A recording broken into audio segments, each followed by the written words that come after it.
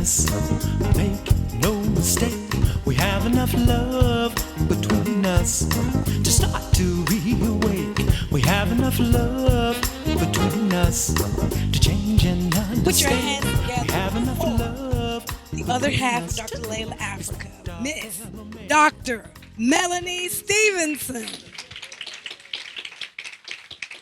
Gambia, I'm here. I'm so happy to see my brothers and sisters. Today we're going to talk about your health, okay? And to be powerful is to be healthy. How many powerful people do I have in the house? That's right. If you're powerful, stick your fist up. I want to see. If you want to be powerful or you close to being powerful, stick your fist up in the air. By the time we're done, I want to see every fist, okay? I want to talk about what you're putting in your mouth. What are you eating? Did you know that what you eat actually affects what you think? Have you ever had any days where you just wake up and you can't remember where did you put your keys, or where did you put your purse, or where's your shoes at? Does anybody ever have those kind of mornings? So I want to know, what is the first thing you eat when you wake up? What are we eating in Gambia? Moringa seed. How many moringa seed eaters do I have in the house? All right, your husband. All right. Moringa seeds are very good. What else are we eating? Okay, so how come I'm only hearing in the front? Don't make me walk back there with you guys, because I will. What else are we eating? Bitter nut. Okay, so I'm gonna put a silencer over here. Okay? And what are you guys eating? Vegetables and fruits. How many people eat vegetables in the morning? Okay, not very many. How many people are eating vegetables every day? Every day. Oh, I see some eyes going like this. What? Did you know that you cannot eat rice every day and be healthy? Did you know that? I hear that. I hear it. Rice converts to sugar. Okay? A lot of us have diabetes. Do we know what that is? Do we know what that is? Do we know anyone who has diabetes? The inability to be able to break down sugar, glucose. If you're eating rice every day and you're doing rice with meat, that is very bad. Okay? Now, I don't mean to I know y'all looking at me like, what are you saying up here? If you're going to eat rice, can you just eat like 15% rice on your plate? Usually when I see you eating, it's half rice and then half meat, right? Am I correct? You have to, there is a principle in life to eating. You have to have 15% protein. What is your proteins? Let's talk about for our meat eaters first, okay? Because we have meat eaters and we have vegetarians in the house. So we'll talk to our meat eaters first. You have to have 15% protein. So what is your protein? Come on, don't get quiet on me, because I will walk over to you. And you see me coming. Fish, what else? Yes? Beans, yes? Seeds, what else? Nuts. How many vegetarians do I have in the house? I'm just going to break this all the way down. If you're a vegetarian, raise your hand. Okay, so I see 2, 3. So everybody else in here. Okay, so how many vegans? Okay, vegan, 1. Okay, I can't count them over there. So I got 3 vegans in the house. Do you know how many people is in this room? Okay, so if you are not vegan and you are not vegetarian, are you telling me the only thing you eat is fish? Talk to me. Are you only eating fish? What you eat? Come on, share. What kind of meats are you eating? You eat fish? What kind of meat are you eating? What kinds? You eating beef? How many beef eaters do I have in the house? Let's just make it simple. Okay, so if you're eating beef, we're going to stick with the beef. I appreciate you, sister. I might just have to talk to you because they're not talking to me, okay? If you're going to eat beef, it's best for you to eat beef and vegetables. If you're going to eat fish, it's best to eat fish and vegetables. Now, I know it's quiet because I know it's outside of your culture to do that. I understand. I used to eat meat before, okay? I know what it's like to eat meat, so I'm not looking down on you because I was there before. But when you want to be healthy, you have to change the way you eat. You have to change the way you actually see food, Okay? You actually have to look at your plate and say, is this plate healing me? So when you're eating your food, do you look at it and say, wow, this is actually going to heal my body? You need to look at your food that way, not like, oh, this is so good. Because it's so good, it might kill you too. Okay? So good is not always good. Okay? You have to have an agenda to eating. So we've talked about meat. So we're going to eat meat with what? All right. That's what I'm talking about. Somebody listening to me. So we're going to eat meat with vegetables. Now, if you're going to have rice, I've just come into the knowledge that you have something called a broken rice. Do you know what that is? You don't know what broken rice is? You don't know what broken rice is? So I heard you have two types of rice. I heard you have regular white rice, and then you have the waste from the byproduct of making of the white rice. Are you familiar with that? Okay. And I heard that's called broken rice. If I'm saying it incorrectly, okay, please correct me because I will stand to be corrected. You have to be very careful when you're eating white rice and broken white rice, okay? Because it converts to sugar and it makes the blood really thick. And what happens when the blood gets thick? What happens? You get strokes, and what else? It clogs the arteries, correct. So I want to give you an example of what it's like when you eat a lot of meat, a lot of rice, and you drink it. How many people drink and eat at the same time? It is against the law of the body to drink and eat at the same time. If you're going to drink, it needs to be a half an hour before or a half an hour after you get finished. If you will, can you, for some of you who have your hands with nothing in them, can you start clapping for me just the way the heart does? So clap, clap. Okay, so I want to hear the heartbeat. Okay, so this is a regular heartbeat, right? Continue. But when you start eating rice and you start drinking it, you have to clap harder, harder and faster. This is what your actual heart is doing. It's beating. Don't stop. You didn't stop eating rice. You ain't stop eating meat. Okay? And then you start drinking and eating at the same time. Faster and harder. Harder, faster. Don't stop. Don't stop. And then you're stressed while you're eating, so you have to go even faster. So now you can stop. How does your hands feel? Ooh, they're hot, aren't they? They hurt, don't they? That's how your body actually feels every day. You're outside in this hot sun. Your insides of your body are working so hard because of the foods that you're actually feeding it. You understand? Your inside of your body is tired, and when the sun hits your face, the outside of your body is tired. That is definitely a recipe for being sick. Okay? That's where heart attacks, that's where strokes come from. When you start having headaches, all these things come from not eating correctly.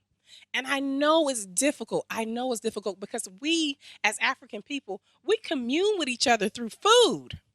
If you go home and you tell your mom and your dad or your grandma, I'm not eating none of this white rice, what are they going to tell you? You're going to starve, right? We have to make a revolution and say, you know what? Is there any way we can make a better choice? Is there any way we can make a better choice? Because if you have little people, you have little children, and you're feeding them diets like that, and you expect them to think and behave, it is very hard for a child. Start clapping really hard. Clap for me. Clap. They jumping around. Hyperactivity. Because you fed them this stuff. Clap faster. Stop. Now you want to beat them. You want to beat your kids. You want to beat your children. You fed them foods that speed them up, that make them hyper. You understand? And then you want to tell them to sit down and be quiet. How's that possible? How's that possible? It is impossible. And then you're in a university or you're in school and you're trying to think. And your body is going. And you're trying to figure out what question 4 is. You understand? It's very hard to concentrate and not have the correct nutrients that your body needs to actually think. So if I was your oppressor, do we know what an oppressor is? We know what it is. We know what color they are? We do, right? We all should know, right? Okay, so if I'm your oppressor and I want to hold you back, what's the first thing I will want to feed you?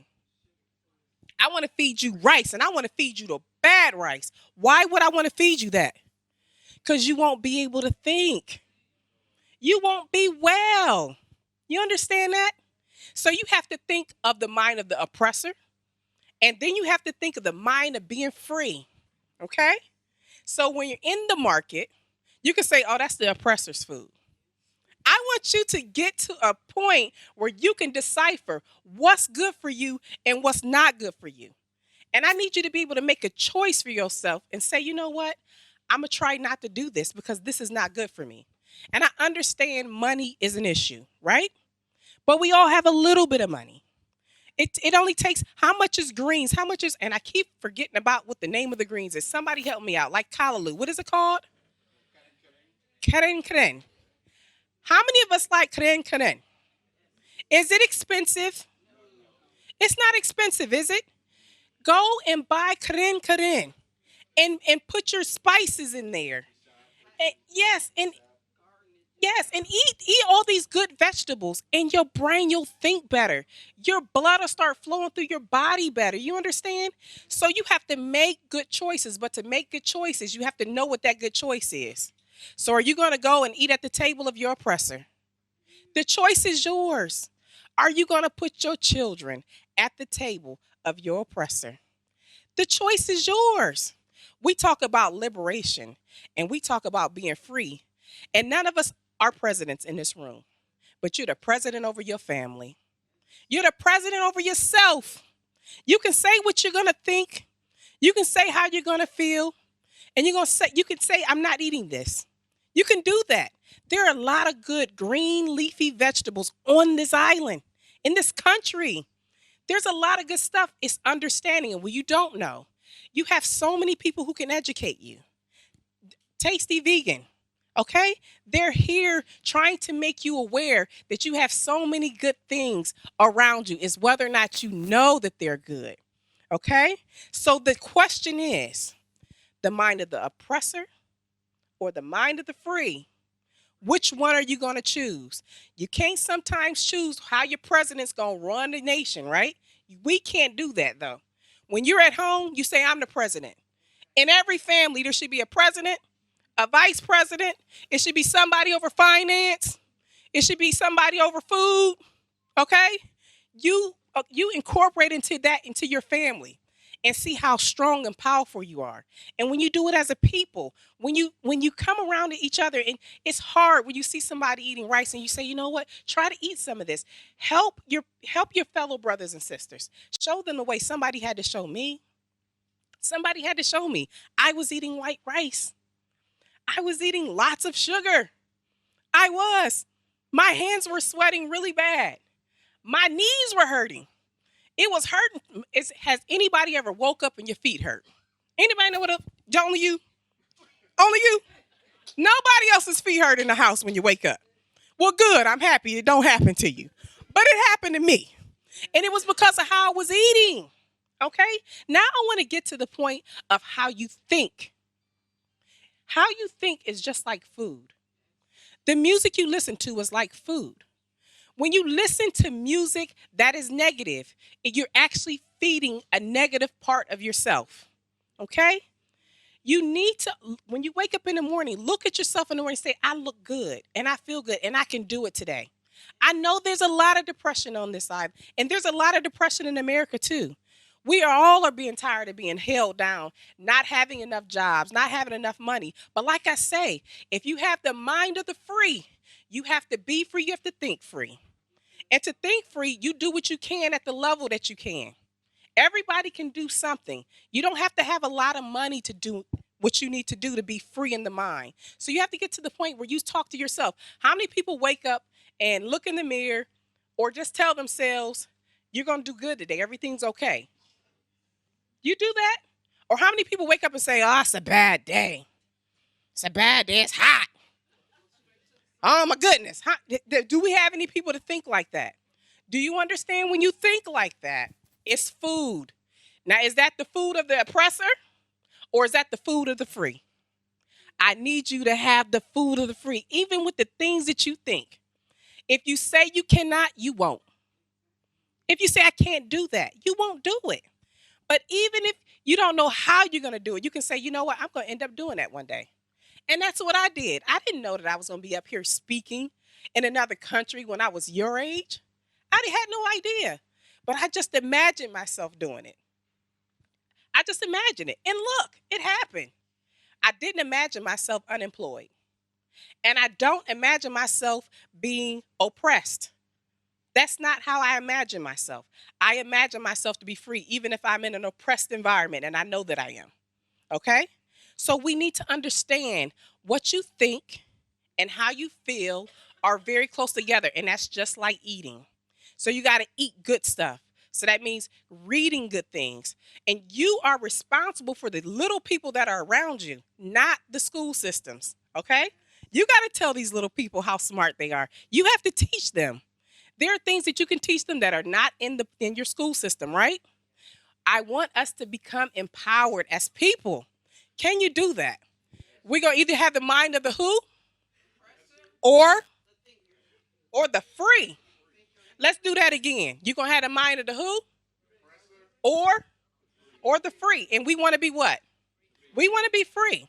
You have food that is optimal. Optimal means, do you remember when you were young? And I know I got some young people in the house, and you probably are still like this. But you remember when you were young, you could run miles and miles. You could like jump over whatever you wanted to jump over. You could fall on the ground and get back up. How many of us can fall and get back up?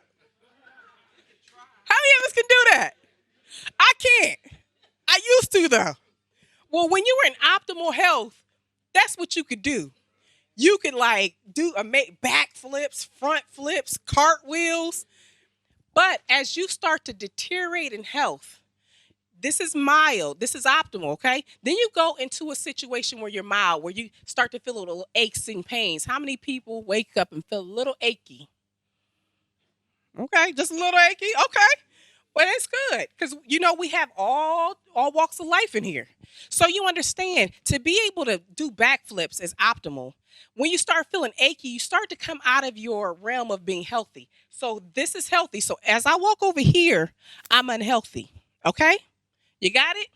So now you're eating well. You're drinking your mother's breast milk. And you go from breast milk to what? What do you go? When you start eating table food, what are you eating? This is the most quietest group. I ain't having it. I'm not having it, my Ghanaian brothers and sisters. You have to talk to me. I'm in your backyard. You have to help me to understand what you're eating. You start eating cereals, right? Cow's milk.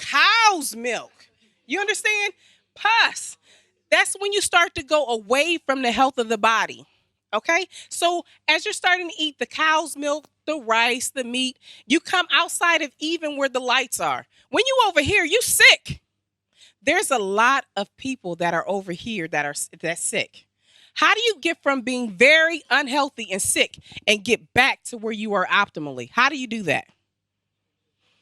You have to change your lifestyle, right? So if you got really sick, is there any chance that you can come back to being all the way healthy? I don't know. If I'm over here, let's just talk about me, okay? If I'm over here, now this here, I've got 1 foot in the grave and I got 1 foot out of the grave. You understand that? But I started eating healthy, so I started eating green leafy vegetables.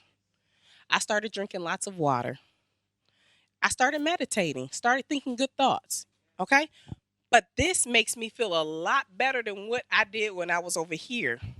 Some people think that they can go back to this, and it's not realistic. When you have a cavity in your teeth and you stop eating sugar, does your teeth come back? It doesn't, does it? And I've heard there's oil pulling. I'm not debating any of those things. Okay. I'm not debating that. But I'm saying it's very challenging to go from having a full healthy tooth to coming over here, eating bad things, and then you start getting cavities. Okay, then you start eating healthy, going back over to the healthiness. Just because you're here, does the tooth end up being strong? It doesn't. Okay, so you need to understand how you get sick and how you get back to being well. And well doesn't always mean that you're going to be able to do that backflip again. Okay, it doesn't mean that. So We have high blood pressure and we have low blood pressure. Okay? Does anybody know anyone who has high blood pressure? You know anybody? I'm gonna talk to the Dominican. You know somebody have high blood pressure? Yeah, a lot of people. What about over here? I want to talk to y'all over here. You grandmother, grandfather, somebody got high blood pressure? Okay. What about over here? Back in here. Y'all know somebody? I do too. My mama. Okay? My mother's had a stroke and an aneurysm. It's been 22 years, and I've been taking care of her. My mother went from eating what she wanted to what I wanted her to eat. Because after you have the stroke and you paralyzed on one side, you can't do for yourself anymore. I am an advocate of people being strong and taking care of themselves. I don't want to hear any more stories like I just gave you. I want the story of how you started to take control of your blood pressure. What are the things that you're doing? What do you think raises blood pressure? Stress. What is stress? Some people tell me I'm not stressed. I don't want to hear that. Okay? Children. Okay? How many people want to say it? Parents. Go ahead. It's your time. Somebody said children. Somebody can say parents. Hurry up. Okay? Parents. What else stress you? Work. What else? Your wife. Tell the truth. Your emotions, your finances, your husband. Okay? What else? Okay, husband. Now we get some truth up in here. That's what I want to hear. Life. Can you escape any of those? How many of those can you escape? Okay, so the room got real quiet, especially when you say husband and wife. Like, I ain't talking about that. The things that you know that you can change, you must change them. Did you know that when your body's under stress, your digestive system cannot digest food? There's nothing wrong with the digestive system. It's just turned off. You see how you see this light? It's on right now. But if I turn it off, is the light broke? No, it's just turned off, right? So when you're under stress and the digestive system turns off, it's nothing wrong with it. It's just not working. And a lot of us, when we're under stress, do we still eat? Yes. Some of us still eat. Some of us been stressed for months, for years. There's things that stay on your mind for a very long time. And you eat. And the digestive system doesn't digest it properly. That causes acid reflux, bloating, flatulence. Does anybody know what flatulence is? I know if somebody had flatulence and they were sitting beside you, you would smell it. So what do you think it is? It's farting. It's when somebody poops, gas. Okay, I'll use that. I'll use the terms you're supposed to. It's gas. Okay, so that's when gas happens.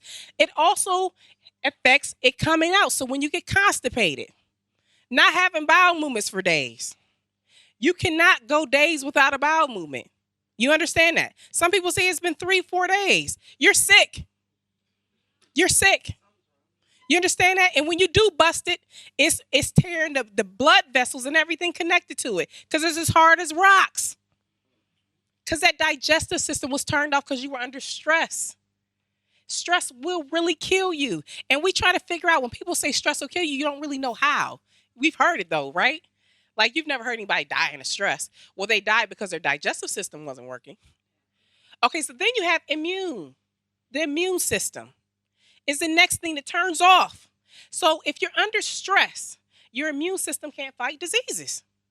You understand that? So does it mean that your immune system doesn't work? It doesn't mean that. It means it's turned off. So if you come into contact with bacteria or germs, the air and all the stuff that's around us, and you get sick, it's because you were under stress and your immune system couldn't fight because it was turned off. Okay? The next point that affects stress is your reproductive system. Excuse me. When you're under stress, are you having sex? And the little ones, don't you say nothing. Don't you say nothing. You're not reproducing anything when you're under stress. A lot of women try to reproduce, and it doesn't happen. Why? Because you're under stress. The body's turned off. Is it anything wrong with your body? No, it's you're under stress. And we talked about all the ways that stress shows itself. Do we understand? And the last way is your excretory system. The excretory system is a way of your body getting rid of waste. You know, your cells have to get rid of waste.